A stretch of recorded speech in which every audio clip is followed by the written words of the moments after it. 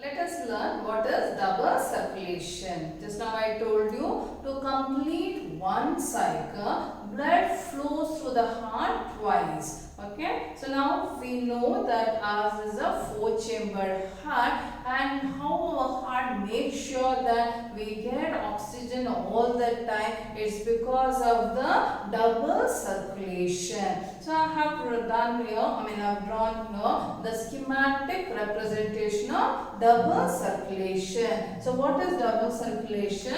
To complete one cycle,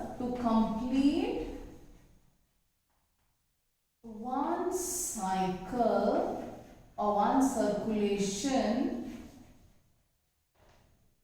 the blood flows through the heart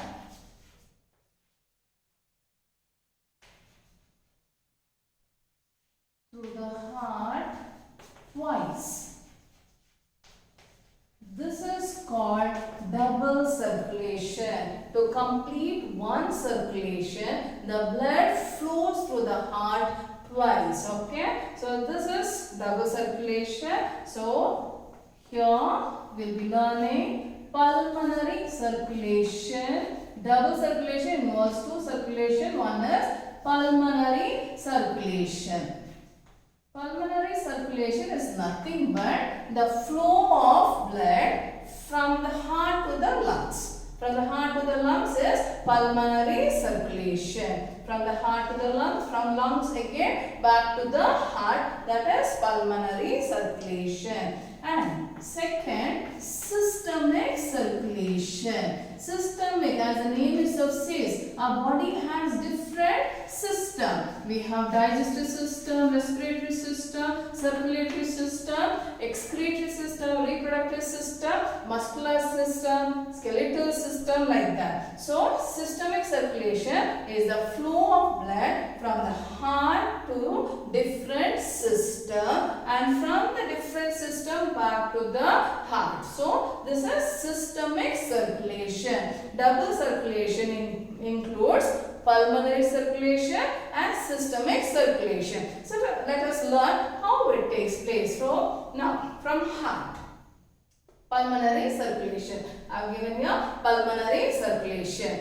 From the heart, the deoxygenated blood. The deoxygenated blood is carried by the pulmonary artery. The deoxygenated blood is carried by the pulmonary artery to the lungs. In the lungs, it gives off the carbon dioxide and it will absorb the oxygen and it becomes oxygenated blood. The blood will become oxygenated blood, and from the lungs, the oxygenated blood is carried by the pulmonary vein and back to the heart. Which side of the heart? The left side of the heart. Pulmonary vein, I told you, so it is in the left side. Only the left side, the oxygenated blood is present in the left side. Okay. Now, from the heart, after the oxygenated blood reaches the heart, the oxygenated blood is carried by the aorta and its branches. We learn left ventricle will contract, so the oxygenated blood will enter into the aorta, and aorta branches out into many branches, and that branches of the aorta carrying the oxygenated blood, it will reach the different parts of our body. You can say parts, you can say tissue or cells in our body. So what blood it carries? It carries oxygenated blood. Okay. It carries the oxygenated blood.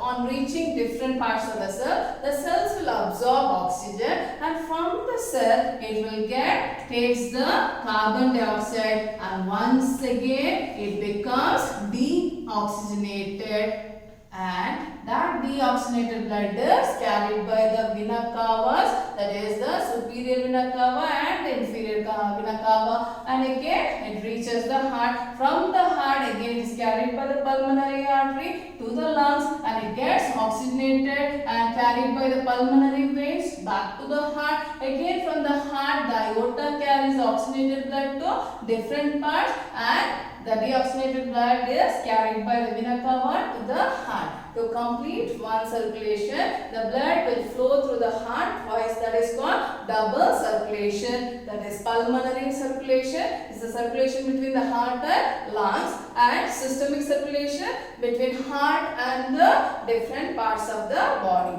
This makes sure that we get constant supply of oxygen. In case of the cold-blooded animals. Okay, what are cold-blooded animals? Cold-blooded animals includes the fishes, amphibians, and reptiles.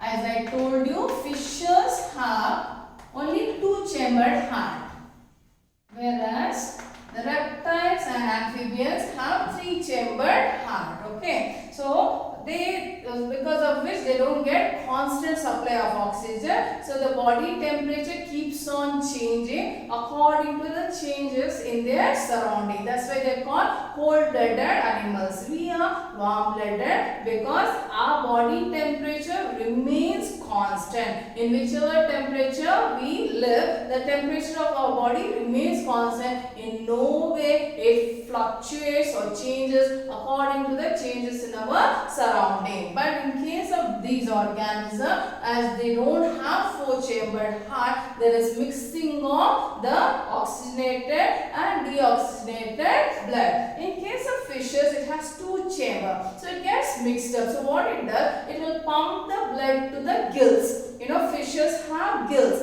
Gills are the respiratory organs of the fishes. So the blood is pumped. The heart will pump the deoxygenated blood to the gills, and in the gills it will absorb the oxygen. The gills will help in absorbing the oxygen. That oxygen is supplied to different parts of the body. Heart only pumps the deoxygenated blood to the gills. Okay, gills will absorb the oxygenated blood from its surrounding, from the water, and that only will be supplying the oxygen to the rest of the body. I hope you understood what is double circulation. Okay, so now we learn blood vessel, structure of the heart, and double circulation. I hope there is no doubt. If you have any doubt, please ask me, send me a message. I will respond. Okay, thank you.